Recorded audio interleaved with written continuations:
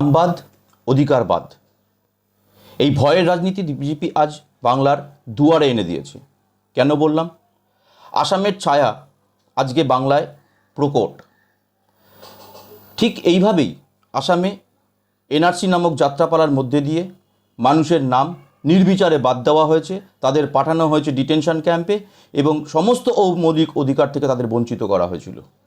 ঠিক বাংলায় আজ এসআইআর নামক যাত্রাপালার মধ্যে দিয়ে এই মানুষকে ভোটার ট্যাগিংয়ের মাধ্যমে ভোটার তালিকা থেকে বাদ দেওয়া হয়েছে তুচ্ছ কারণের জন্য।